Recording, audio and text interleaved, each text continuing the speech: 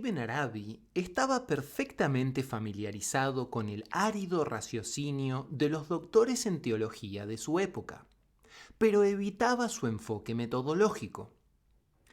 Él tendía más a recurrir a imágenes, símbolos, analogías y alegorías, derivados principalmente de aperturas y degustaciones, y profundamente arraigados en el Sagrado Corán y en las palabras de Mohammed, la paz y las bendiciones sean con él. Constantemente vuelve a un tema básico. Todas las cosas están íntimamente interrelacionadas por medio de sus raíces comunes en la divina realidad. El universo en su infinita multiplicidad no es otra cosa que la manifestación externa de los nombres de Dios, que son los semblantes que Dios vuelve hacia la creación. Los nombres revelados proporcionan las llaves que abren la puerta del mundo invisible. A donde quiera que miremos, vemos las propiedades y las huellas de los nombres en todas las cosas creadas. Únicos entre las criaturas, los seres humanos manifiestan las propiedades de todos los nombres de Dios, ya que solo los seres humanos fueron creados en la forma de Dios y solo a ellos se les concedió el dominio sobre todas las demás criaturas, cada una de las cuales manifiesta solo algunos de los nombres de Dios. Pero las personas no pueden actualizar los nombres divinos a no ser que sigan las directrices reveladas por medio de los profetas. La razón, incluso en la mejor de las circunstancias, solo brinda un conocimiento insuficiente de Dios. Permite que las personas comprendan que Dios es incomparable y eternamente incognoscible, pero jamás les podrá decir nada acerca de su semejanza y su autorrevelación, tanto en el macrocosmos como en el microcosmos. Por el contrario, la revelación confiere un conocimiento equilibrado acerca de Dios, ya que combina la declaración de incomparabilidad, que comprende la razón, con la semejanza, que responde a la imaginación. Solo cuando la razón obra en armonía con la imaginación, sobre la base del mensaje profético, pueden las personas alcanzar la perfección. Quienes son capaces de combinar razón e imaginación en un equilibrio apropiado son los que han sido verdaderos testigos de la retirada de los velos entre ellos y Dios y forman parte del pueblo de la revelación. La gente común se encuentra en la estación que corresponde a la declaración de la semejanza. El pueblo de la revelación declara tanto la semejanza como la incomparabilidad, y los pensadores racionales declaran únicamente la incomparabilidad. De este modo, Dios reunió ambas partes en sus elegidos.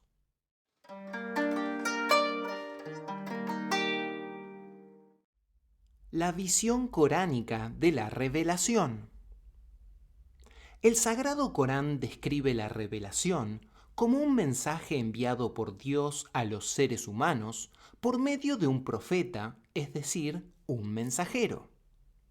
La revelación constituye un fenómeno universal, dado que toda nación tiene su mensajero. Posee dos dimensiones complementarias, que corresponden a los dos testimonios de la profesión de fe islámica, la cual consiste en afirmar que no hay Dios sino Dios y Mohammed es el mensajero de Dios. A todos los profetas se les ha dado un mensaje de Tauhid, que declara que la realidad vivida procede del Uno y regresa al Uno. Y jamás enviamos a un mensajero antes de ti sin habernos revelado ante él, diciendo: no hay otro Dios que yo, de modo que has de servirme. Los musulmanes han de tener fe en todos los mensajeros de Dios, puesto que cada uno confirma la verdad de los mensajeros precedentes.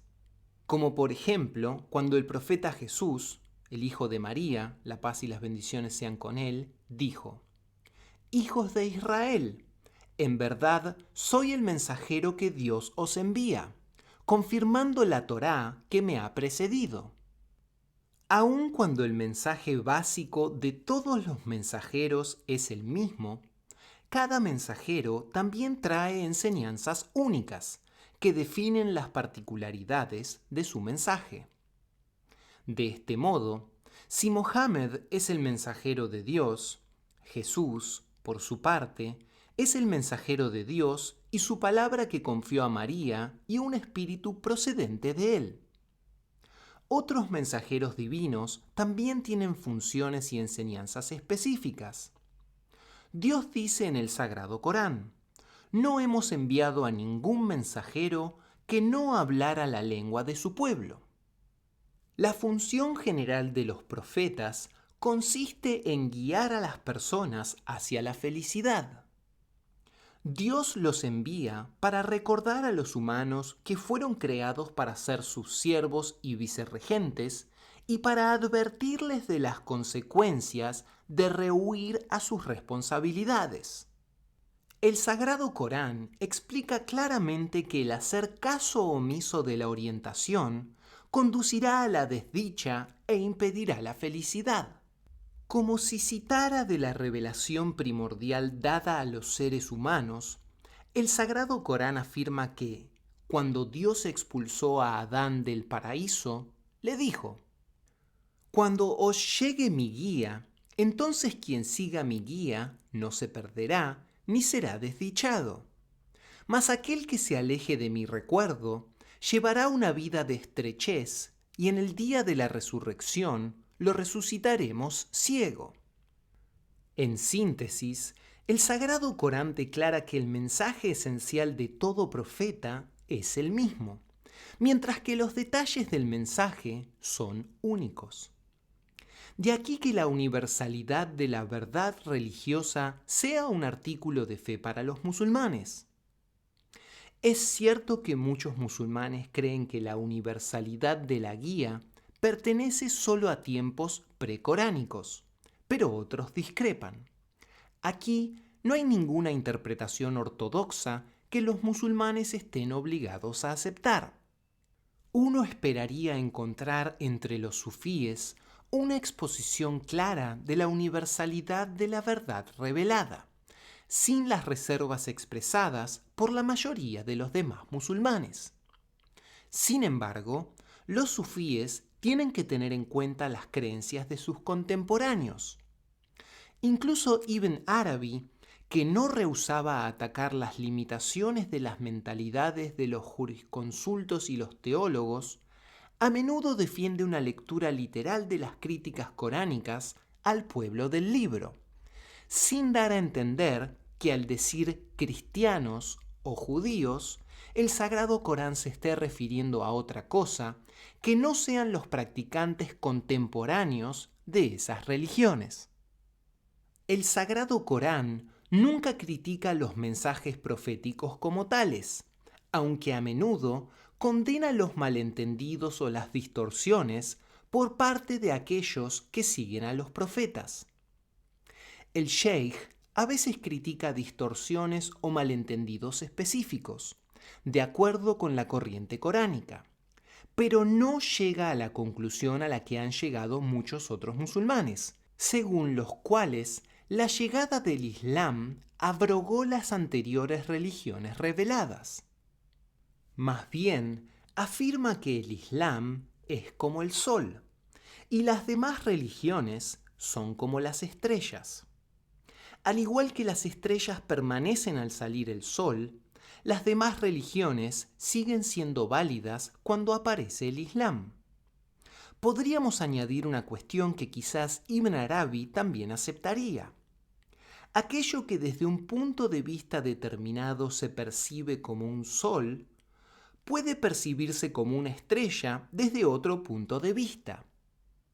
Respecto a la abrogación, el sheikh escribe lo siguiente: Todas las religiones reveladas son luces.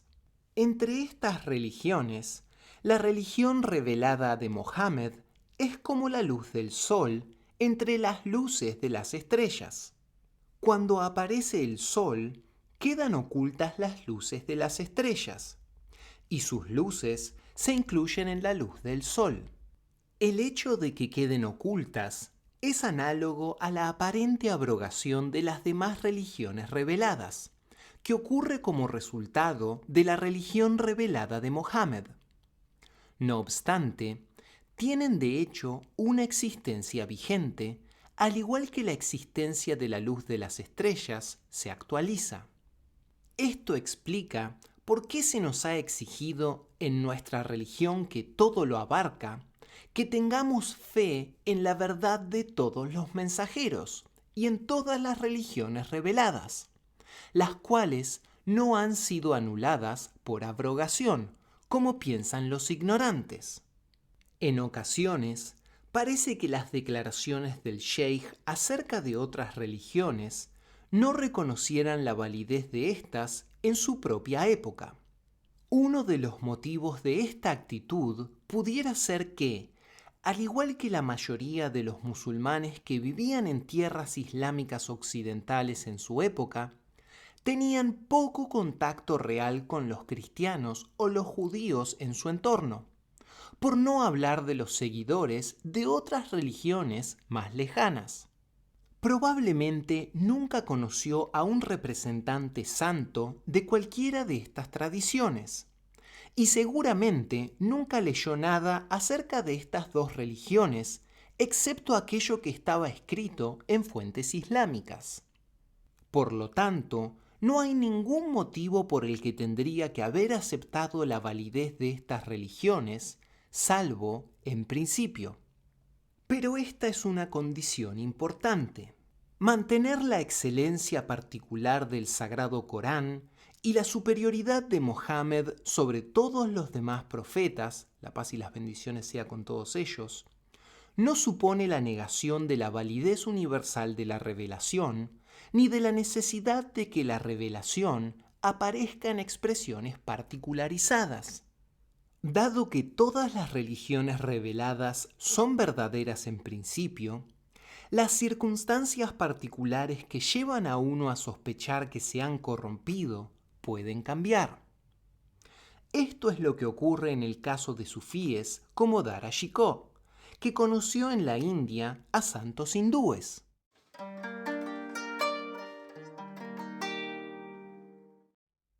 Los nombres divinos y los orígenes de la religión. En el capítulo 66 del Futuhat, el Sheikh incluye un relato muy original de la creación del universo y el envío de los profetas por parte de Dios. Se centra en las raíces divinas de la revelación, lo cual quiere decir que se embarca en una explicación de aquello que tiene wujud, que da como resultado la aparición de profetas en el cosmos. En lugar de contestar de la manera usual, que la profecía surge de la misericordia y la guía, examina la divina realidad en mayor profundidad. En el proceso, demuestra que la ley hecha por los hombres muestra las mismas motivaciones divinas que establecen las religiones reveladas. Y aquí emplea la palabra árabe namus, derivada del griego nomos. Ibn Arabi trata a menudo de las raíces divinas, explicando las implicaciones de los nombres divinos al modo racional de los teólogos. Pero en el capítulo 66 ofrece un relato imaginal, incluso mítico, acerca de cómo los nombres divinos ejercen sus efectos en el mundo. En el curso del relato, personifica los nombres de una manera que probablemente no tenga precedentes en fuentes islámicas, algo que se debe en gran parte al hecho de que, si se cambiaran los nombres de los nombres, estaríamos ante un mito politeísta. Por supuesto, el autor es completamente consciente de lo que hace, y advierte al lector desde el principio para que no imagine ni multiplicidad ni una reunión ontológica. Para lograr esto, da un sesgo imaginal a la narración para que los lectores puedan comprender con términos concretos los principios que operan dentro de las cosas divinas, es decir, ilahiyat, pues de otro modo se verían obligados a recurrir a las teorías abstractas de los teólogos. A esta altura, lo que explica el sheij en su relato debería resultar más o menos familiar. En resumen, afirma que las entidades inmutables son conocidas por Dios, pero a fin de convertirse en entidades existentes, necesitan el deseo que Dios tiene de darles existencia y su poder para hacerlo. De esta manera, explica de forma mítica la jerarquía de los atributos que se encuentran en el wujud. La creación del universo depende del poder de Dios. Su poder entra en juego a partir de su deseo. Su deseo depende de su conocimiento de las cosas posibles. Y su conocimiento depende de su wujud, que el sheij identifica en ocasiones con la vida divina. De aquí tenemos los 4 nombres fundamentales, comprendidos por el nombre Dios: vivo, conocedor, deseante y poderoso.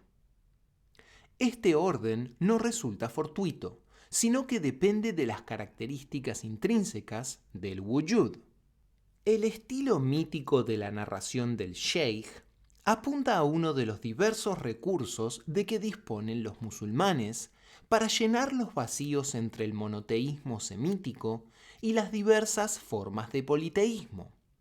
¿Los dioses han de ser entendidos como seres independientes o como personificaciones de lo que los musulmanes conocen como nombres divinos? Sin duda, Ibn Arabi elegiría la segunda alternativa. No puede haber una reunión ontológica, y sostendría que cualquier intento de considerar a los dioses como entidades independientes representa una opinión humana o una distorsión del mensaje profético original. Tras explicar cómo se reúnen los nombres divinos y cómo deciden entre ellos dar existencia al cosmos, el sheij imagina que Dios les deja las manos libres para ejercer sus efectos. El resultado raya en el caos, ya que las entidades que manifiestan los efectos del exaltador están en desacuerdo con las que manifiestan al rebajador. Aquellas que manifiestan al perdonador discuten con las que manifiestan al vengador, y las que representan al retenedor se pelean con aquellas que actúan en nombre del otorgador. Entonces, las criaturas se dirigen a los nombres pidiéndoles que establezcan normas de orden. Los nombres, a su vez, recurren a la esencia divina, quien designa al nombre Señor, Rab, en árabe, para que ponga orden en sus propiedades contrapuestas. En otro pasaje, Ibn Arabi explica que el atributo divino fundamental designado por el nombre Señor es Islah, que significa hacer entero, sano y sólido, poner en orden, mejorar, remediar, conciliar y establecer la paz. Así pues, el cosmos necesita al Señor para poder alcanzar su maslaha, una palabra de la misma raíz, que puede traducirse como medio para alcanzar la salud. El cosmos necesita al Señor más que a cualquier otro nombre, puesto que es un nombre para todos los medios que conducen a alcanzar la salud. El contrario de Islah es Ifsad, es decir, corrupción. El hecho de que el atributo básico designado por el Señor sea hacer saludable, explica por qué los ángeles se opusieron al plan de Dios de crear a Adán como vicerregente en la tierra. ¿Y por qué? Le dijeron. ¿Cómo vas a poner allí a uno que generará corrupción y derramará sangre? Los ángeles glorifican solo la alabanza a su Señor, y el Señor es el que hace que las cosas sean íntegras, sanas. El hacer que algo sea sano se aplica únicamente a la corrupción. Dios jamás mencionó que los ángeles glorificaran otro nombre que no fuera Señor. De este modo, los ángeles sabían que fue el nombre Señor el que volvió su atención hacia el cosmos, ya que lo que domina en la tierra es la autoridad del capricho. Y es el capricho el que da lugar a la corrupción de la que hablan los ángeles. Los ángeles sabían lo que iba a suceder, debido a su conocimiento de las realidades. Y de hecho, ocurrió tal como habían dicho. Su error consistió simplemente en que se apresuraron en pronunciar estas palabras sin conocer la sabiduría de Dios en su acto. En el capítulo del Futuhat, dedicado al nombre Señor, el Sheikh explica con más detalle cómo Dios, en tanto que Señor, se ocupa de la salud y el beneficio de todas las cosas en el cosmos. Examina el fin fundamental de la existencia de cada cosa y le otorga la situación exacta apropiada a su propia naturaleza, a fin de garantizar su felicidad específica. En cada caso, la cosa existe a fin de alabar y glorificar a Dios, o para manifestar los nombres y atributos divinos de la manera más correcta y apropiada. Si examináis las cosas posibles con respecto a sus esencias, no hay nada que pueda determinar la preferencia de uno de los dos lados, es decir, existencia o inexistencia. El Señor considera la preferencia de su existencia y su inexistencia, de su llegada a la existencia en un momento anterior o posterior, su lugar y posición, y entonces establece relaciones entre ellas, sus tiempos, sus lugares y sus situaciones. Él se ocupa de hacer lo más saludable para cada cosa posible y la hace aparecer dentro de eso, ya que Él solo hace que aparezca a fin de que lo glorifique y lo conozca con el conocimiento que le corresponde de acuerdo con lo que su capacidad puede aceptar. No hay nada más. Y aquí el Sheikh alude a un versículo coránico que a menudo comenta: he creado a los genios y a los hombres para que me adoren.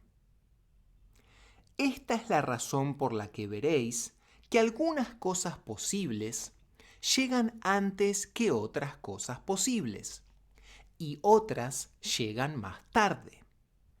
Algunas son altas y otras bajas. Sufren variaciones en diversos estados y niveles, como reinado y destitución, artesanía y comercio, movimiento y descanso, unión y separación, y otras cosas parecidas. De esta manera, las cosas posibles sufren cambios y fluctuaciones en medio de otras cosas posibles y en ninguna otra cosa. Tras haber tratado en su mito de los orígenes la manera en que Dios eligió el nombre Señor, Rab, en árabe, para poner orden en el cosmos, el Sheikh se refiere a la situación humana para explicar la necesidad ontológica de revelación que da lugar a la salud en los seres humanos y les permite elegir aquello que más les conviene. La idea del restablecimiento de la salud es recurrente a lo largo de todo el pasaje, recordándonos que el objetivo fundamental del relato es ilustrar la manera en que Dios mantiene un equilibrio en la creación en virtud de su nombre Señor, ya sea en el plano de la creación como un todo o en el plano de la situación humana dentro del cosmos. El Sheikh señala que los pensadores sabios, si se les deja que se las arreglen solos, son capaces de comprender el origen divino del cosmos. Aquí, su relato recuerda ligeramente a Haji ibn Yaqzan, el famoso personaje del cuento filosófico escrito por su contemporáneo andalusí Ibn Tufail. Al modo de muchos filósofos musulmanes, Ibn Tufail pensaba que la percepción racional podría alcanzar el mismo nivel de conocimiento que la revelación otorgada a los profetas. Ibn Arabi discrepa con vehemencia tal como se percibe claramente a lo largo de toda su obra. En este pasaje en concreto, afirma que los verdaderos filósofos reconocerán la superioridad de los profetas y les seguirán, puesto que comprobarán que el conocimiento racional alcanzado por la filosofía solo guarda relación con la incomparabilidad de Dios. El conocimiento de su semejanza y de cómo ésta funciona para dar lugar a la salvación y la cercanía a Dios es inaccesible a la sola razón humana. Sin embargo, una facultad racional sana reconocerá la verdad del mensaje profético y la aceptará. Hacia el fin del pasaje, Ibn Arabi critica a los filósofos y a los teólogos de su época. Resulta interesante comprobar que, al final del capítulo, el Sheikh excluye de su crítica al gran filósofo Averroes. Como ya mencioné en la introducción, Ibn Arabi conoció a Averroes cuando tenía quizás 15 años, momento en el cual Averroes contaría con unos 55 años. En el pasaje en cuestión se aprecia claramente que Ibn Arabi tenía una buena opinión de él. En Occidente fue más influyente que cualquier otro pensador musulmán, excepto quizás Ibn Sina, conocido como Avicena. Pero el Sheikh retrata a Averroes no como un escéptico que cuestionara la validez de la religión revelada, como en ocasiones se lo ha descrito en fuentes occidentales, sino como un gran maestro del discurso racional que defendía la revelación. Ya en tiempos del Sheikh, a Averroes se le recordaba más como un doctor de la Sharia, es decir, de la ley religiosa, que como un filósofo. En cualquier caso, sus obras permanecieron en gran parte sin ser estudiadas en la civilización que lo alimentó, mientras que las enseñanzas de Ibn Arabi se difundieron por todos los rincones del mundo islámico. A continuación, traduzco el término Sharia como religión revelada. Hace mucho que este término ha sido incorporado al inglés con el significado de la ley revelada del Islam o normas individuales, sociales y rituales de la religión. En este sentido, el término a menudo se contrapone a tarika, es decir, camino espiritual, que consiste en el cuerpo de enseñanzas que trata de la transformación del alma y que está codificado en muchas modalidades de sufismo. Literalmente, la palabra Sharia significa camino que conduce al agua.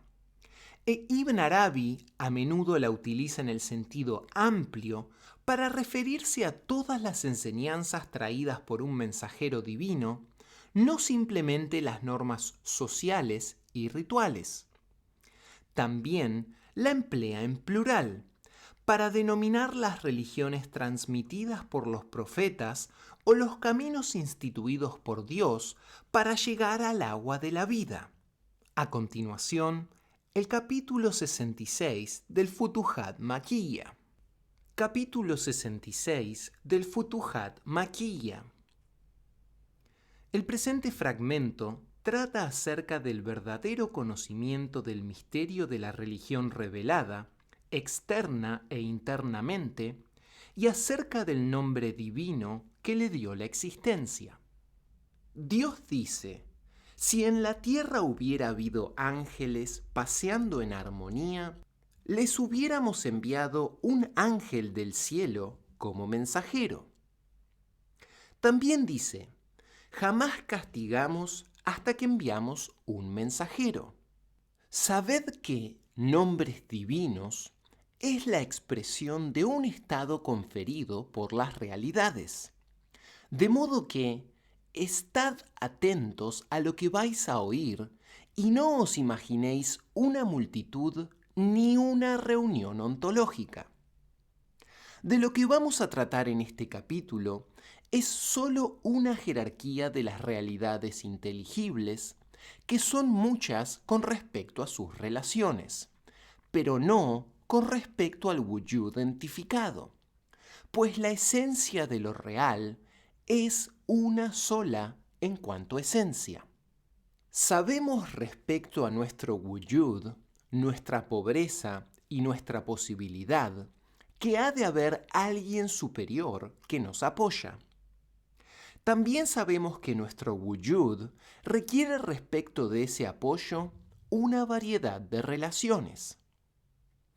El legislador denomina a estas relaciones los nombres más hermosos, en tanto que orador se llamó a sí mismo con ellos, en el plano de la necesidad de su wujud divino, que no puede ser compartido por ningún otro, pues él es el Dios uno, y no hay otro Dios. Luego de esta introducción acerca del origen de esta cuestión, la producción de efectos y la concesión del predominio dentro del cosmos posible, digo: los nombres se reunieron en presencia del nombrado. Contemplaron sus propias realidades y significados y quisieron manifestar sus propiedades a fin de que sus entidades pudieran distinguirse por medio de sus efectos. Pues creador, que es ordenante, conocedor, gobernador, diferenciador, originador, otorgador de formas, proveedor, otorgador de vida, dador de muerte, heredero, agradecido, y el resto de los nombres divinos contemplaron sus propias esencias. Mas no hallaron nada creado, gobernado, diferenciado, ni alimentado. Y preguntaron: ¿qué se puede hacer para que las entidades dentro de las cuales se manifiestan nuestras propiedades se vuelvan manifiestas de tal modo que se manifieste nuestra autoridad? Entonces, los nombres divinos, requeridos por algunas de las realidades del cosmos tras la manifestación de la entidad del cosmos, recurrieron al nombre originador y le dijeron: quizás tú puedas dar existencia a estas entidades para que nuestras propiedades se tornen manifiestas y se establezca nuestra autoridad, pues la presencia dentro de la cual moramos ahora no recibe nuestros efectos. Originador dijo: esto ha de plantearse al nombre poderoso, pues yo estoy dentro de su esfera. La raíz de esto es la siguiente. En su estado de inexistencia, las cosas posibles pidieron a los nombres divinos, mediante una petición realizada por medio de su estado de degradación y pobreza, lo siguiente: la inexistencia nos ha cegado, de modo de que no somos capaces de percibirnos unas a otras, ni de saber qué es lo que la divina realidad os exige que hagáis con nosotras. Si manifestarais nuestras entidades y las cubrierais con el manto del wujud, nos daríais bendiciones y adoptaríamos la veneración y reverencia apropiadas. Por otra parte, vuestra autoridad gobernante se vuelve auténtica por medio de nuestra manifestación efectiva. Hoy poseéis la autoridad gobernante sobre nosotras, solo potencial y virtualmente. Lo que buscamos en vosotros es que vosotros habríais de buscar en un grado aún mayor en nosotras. Entonces los nombres contestaron: lo que han dicho las cosas posibles es cierto, de manera que se dedicaron a buscar lo mismo. Cuando los nombres recurrieron al nombre poderoso, dijo: estoy dentro de la esfera del nombre deseante, de modo de que no puedo existenciar a una sola de vuestras entidades sin que él lo requiera. La propia cosa posible no me da la capacidad para hacerlo. Primero, el mandato del ordenante ha de venir del Señor. Cuando ordena a la cosa que entre en la existencia engendrada, diciéndole sé, entonces me da la capacidad desde Él mismo y yo me encargo de traerlo a la existencia e inmediatamente le doy existencia engendrada. De modo que debéis recurrir al nombre deseante. Quizás Él conceda preponderancia al lado del wujud por encima del lado de la inexistencia. Entonces yo, ordenante y orador, nos reuniremos y os daremos existencia. Entonces los nombres acudieron al nombre deseante. Le dijeron: le pedimos al nombre poderoso que diera existencia a nuestras entidades, pero él delegó la orden en ti. ¿Qué ordenas? Deseante contestó: poderoso dijo la verdad, mas no tengo noticias acerca de la propiedad del nombre conocedor con respecto a vosotros. ¿Tiene conocimiento previo de que se os dará la existencia de modo que lo podamos especificar o no lo tiene? Estoy en la esfera del nombre conocedor, así que acudid a él y contadle vuestra situación. De modo que acudieron al nombre conocedor y contaron lo que les había dicho el nombre deseante. Conocedor respondió: deseante dijo la verdad, y tengo conocimiento previo de que se os dará existencia. Pero debemos observar las normas de cortesía, pues tenemos una presencia que nos vigila, y esa es el nombre Dios. De manera que debemos presentarnos ante Él, pues Él es la presencia omnicomprensiva. Todos los nombres se reunieron en presencia de Dios. Él dijo: ¿qué os preocupa? Y le contaron la historia. Él contestó: yo soy el nombre que abarca vuestras realidades y denoto al nombrado, que es una esencia santa y sublime, caracterizada por la perfección y la incomparabilidad. Permaneced aquí, mientras entro en el objeto de mi denotación. Y así entró en el objeto de su denotación y le contó lo que habían dicho las cosas posibles y lo que estaban debatiendo los nombres. La esencia entonces dijo: ve y di a cada uno de los nombres que se ponga en contacto con aquello que su realidad requiera entre las cosas posibles. De modo que el nombre Dios salió con el nombre orador a su lado, en calidad de portavoz, para dirigirse a las cosas posibles y los nombres. Así, les contó lo que había dicho el nombrado. Conocedor, deseante, orante y poderoso establecieron sus conexiones, y la primera cosa posible se volvió externamente manifiesta por medio de la indicación de deseante y la propiedad de conocedor.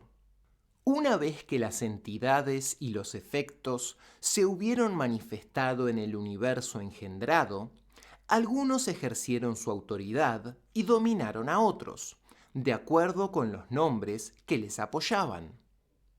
Esto condujo a la pelea y la disputa.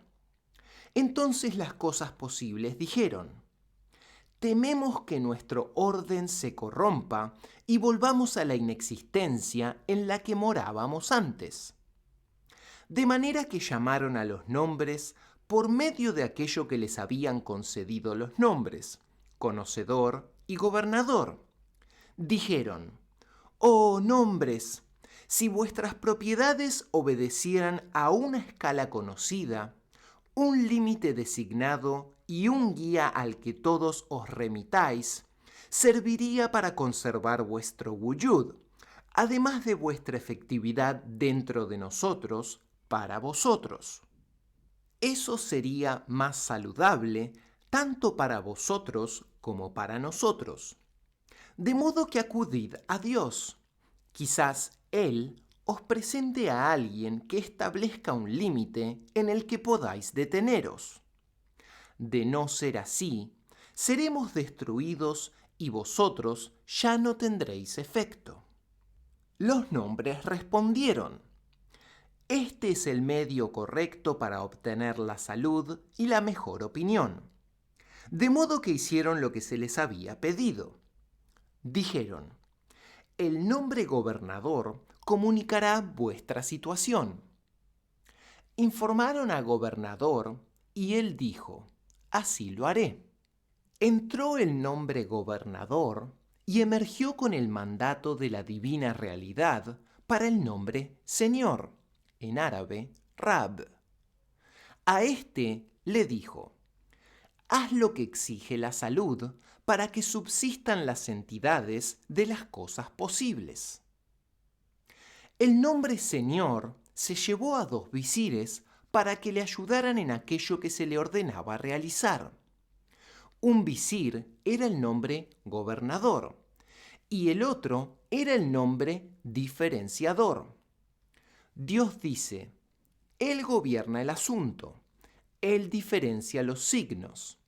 Tendréis certidumbre respecto al encuentro con vuestro Señor, que es el guía. De modo que considerad cuán exacta es la palabra de Dios, ya que emplea expresiones que se ajustan al estado exigido por la situación.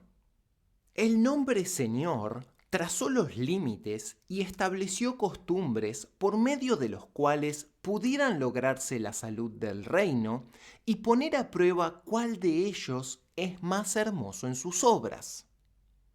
Dios hizo que estos límites y estas costumbres fueran de dos tipos.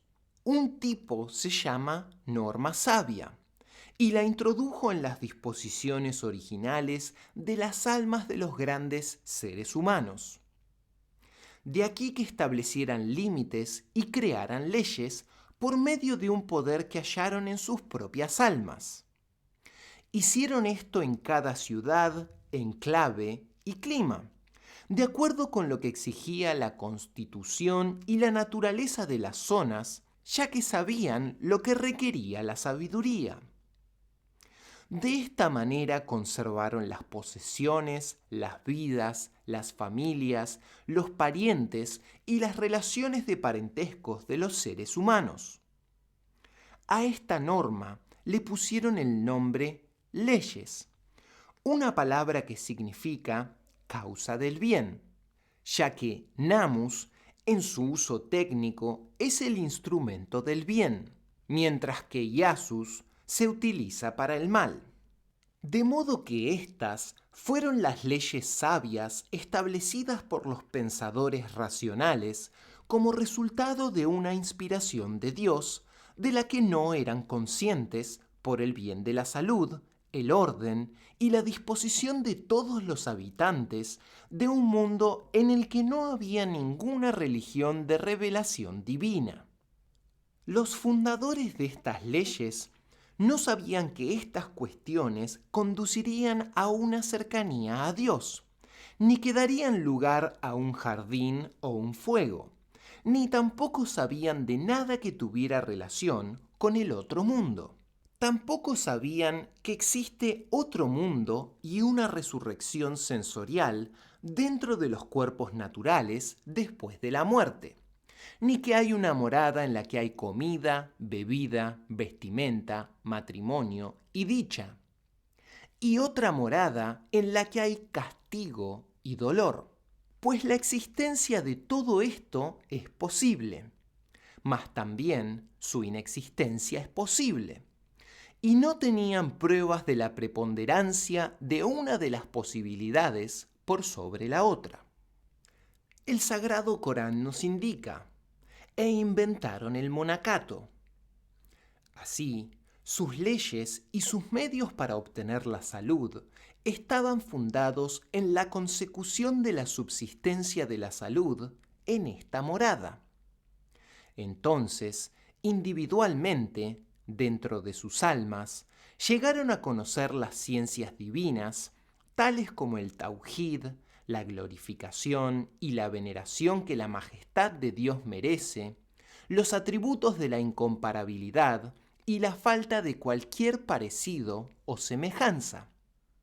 Quienes conocían y comprendían esto, llamaron la atención de aquellos que no lo conocían ni comprendían. Exhortaron a las personas a que aceptaran la visión correcta. Al mismo tiempo, les hicieron saber que las facultades racionales son limitadas respecto a sus poderes reflexivos y que no pueden sobrepasar ciertos límites, puesto que Dios derrama su conocimiento en los corazones de algunos de sus siervos, enseñándoles un conocimiento procedente de Él.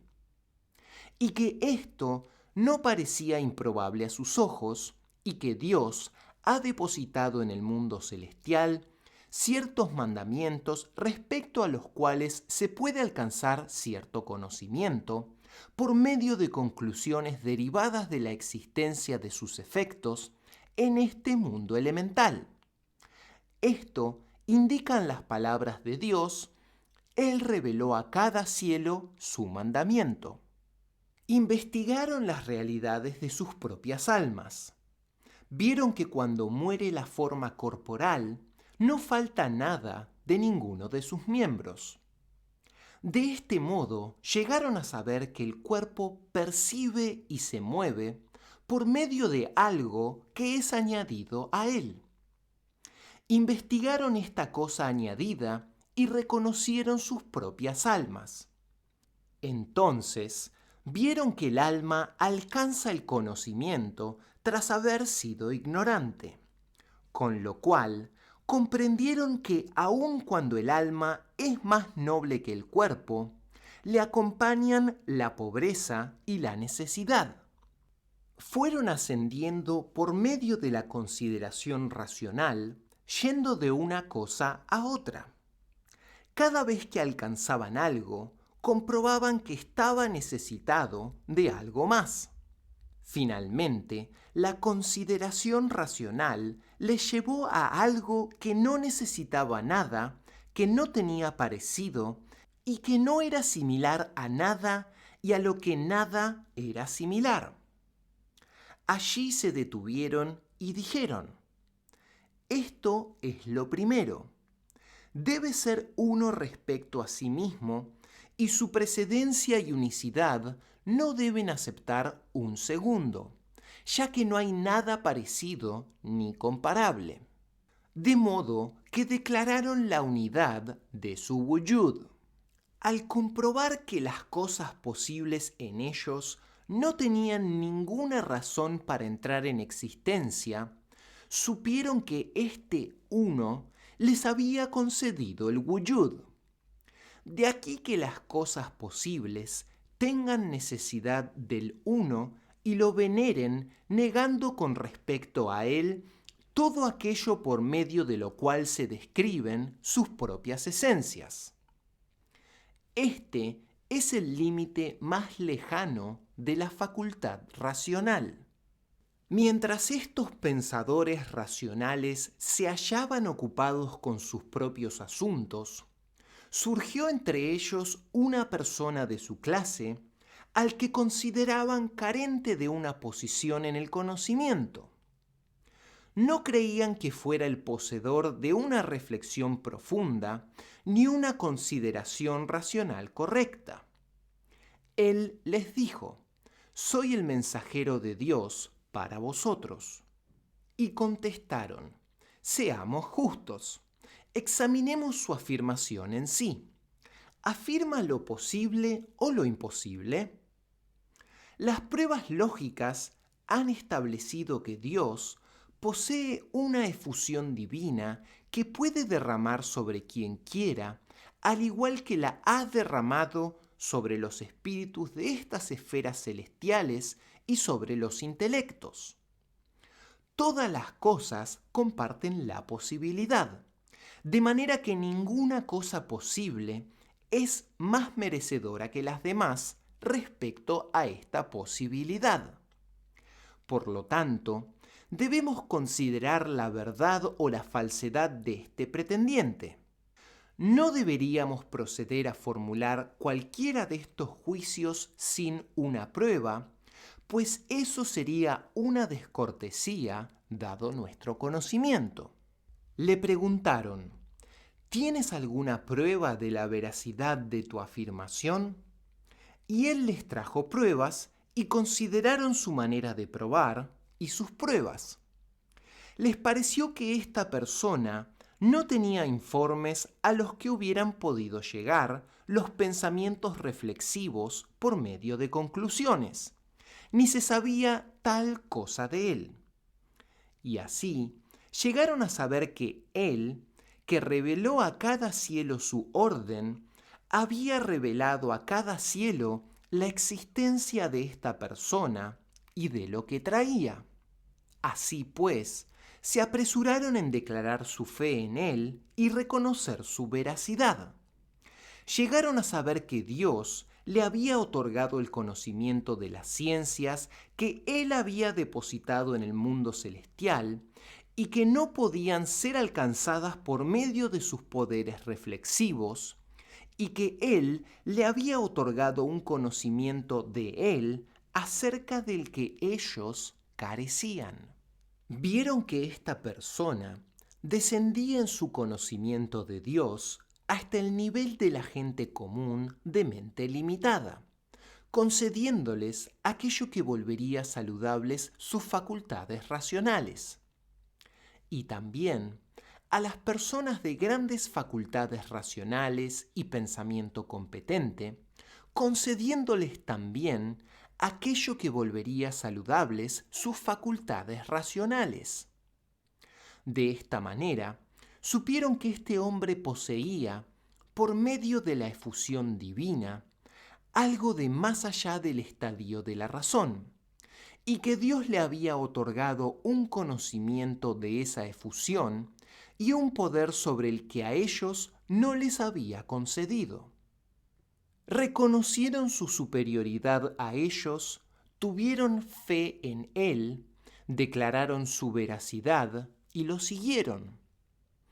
Él designó para ellos los actos que logran la cercanía a Dios y les enseñó acerca de las cosas posibles creadas por Dios y ocultas para ellos, y lo que surgiría de él entre ellos en el futuro. Les contó de la resurrección, de la reunión, de la asamblea, del jardín y del fuego. De este modo fueron enviados mensajeros de acuerdo con la diversidad de los tiempos y la variedad de las situaciones. Cada uno de ellos confirmó la verdad de los otros. Ninguno difirió ni en lo más mínimo respecto a los fundamentos en que se apoyaban y de los cuales hablaban, aun cuando fueran diferentes las normas. Fueron enviadas las religiones reveladas y llegaron las normas. La propiedad gobernante pertenecía al tiempo y a la situación, tal y como ha declarado Dios cuando dice: A cada uno de vosotros le hemos asignado un camino correcto y una ley revelada, de modo que coincidieron las raíces sin discrepar en cosa alguna. La gente diferenció las normas proféticas promulgadas por Dios como religión revelada de las normas sabias establecidas por los sabios de acuerdo con su consideración racional. Comprendieron que la orden profética era más completa y sin duda procedía de Dios. Aceptaron lo que se les contó acerca de las cosas invisibles y tuvieron fe en los mensajeros.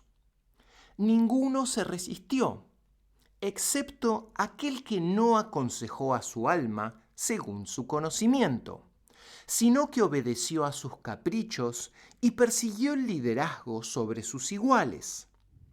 Sufría de ignorancia de su alma y de la medida de ésta, y desconocía a su Señor. Así pues, la raíz y la causa del establecimiento de las religiones reveladas en el cosmos fue la búsqueda de la salud del cosmos y del conocimiento de Dios, que es desconocido para la razón, ya que no lo recibe por medio de su propio reflejo. En otras palabras, la razón no puede descubrir este conocimiento independiente por medio de su propia consideración. De este modo, los libros revelados acompañaron a este conocimiento y los mensajeros y los profetas hablaron de él. Entonces, los pensadores racionales llegaron a saber que había ciertas cosas relativas al conocimiento de Dios en las que eran deficientes y que los mensajeros les ayudaban a completar. Al decir pensadores racionales, no me refiero a aquellos que hoy en día hablan de filosofía. Me refiero únicamente a aquellos que siguieron el camino del profeta. En otras palabras, se dedicaron a sus almas y a la disciplina ascética, a la lucha interna, a los retiros y a prepararse para aquello que entra en el corazón desde el mundo celestial cuando el corazón ha sido purificado, aquello que ha sido revelado a los altos cielos. Es a estos a quienes me refiero cuando digo pensadores racionales.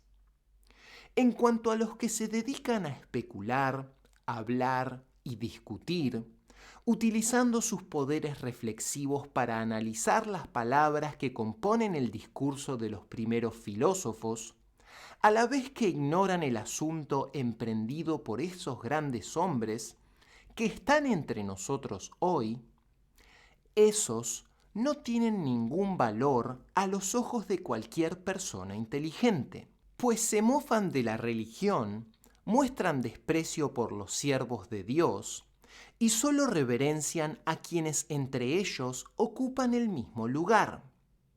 Sus corazones han sido invadidos por el amor a este mundo y a la búsqueda de posición social y liderazgo. Por eso Dios los ha rebajado, al igual que ellos han rebajado el conocimiento. Los ha menospreciado y se ha burlado de ellos, permitiéndoles el acceso a las puertas de los ignorantes, es decir, los reyes y los gobernantes. Y de este modo, los reyes y los gobernantes les rebajan. Las palabras de estas personas no tienen ninguna importancia. Dios ha sellado sus corazones y les ha vuelto sordos y les ha cegado, a pesar de que entre ellos afirman con extravagancia que son los mejores de entre los habitantes del mundo. Incluso el jurista, es decir, quien pronuncia dictámenes legales en la religión de Dios, es mejor que ellos en todos los aspectos, muy a pesar de la pobreza de su abstinencia. Al fin y al cabo, las personas que tienen fe, aunque solo la adquieran por medio de la obediencia a la autoridad de otros, son mejores que aquellos que se consideran, pensadores racionales. Dios nos libre de que cualquier persona inteligente tenga atributos como estos. Hemos conocido a pocas personas que sean verdaderos pensadores racionales, y son aquellos que han tenido el mayor conocimiento de los mensajeros de Dios. Están entre los que más minuciosamente siguen los ejemplos, es decir, la suna del mensajero, la paz y las bendiciones sean con él, y con mayor dedicación los preservan. Conocen la veneración requerida por la majestad de Dios y son conscientes del conocimiento de Él que Dios elige para sus siervos, es decir, los profetas y los amigos de Dios que los siguen, gracias a una especial efusión divina. Esta efusión se encuentra más allá del aprendizaje corriente que se adquiere por medio del estudio y el esfuerzo, y no puede ser alcanzada por la razón por medio de su propia facultad reflexiva. He escuchado las palabras de uno de los grandes entre ellos, por ejemplo, Averroes. Él había visto el conocimiento que Dios me otorgó sin reflexión ni lecturas racionales, sino por medio de un retiro en el que yo había estado a solas con Dios, aun cuando no lo buscaba. Dijo: «Alabado sea Dios por haberme permitido vivir en un tiempo en el que he visto a alguien a quien Dios ha concedido su misericordia y le ha enseñado un conocimiento procedente de él. Dios elige para su misericordia a quien quiere y la generosidad de Dios es abundante».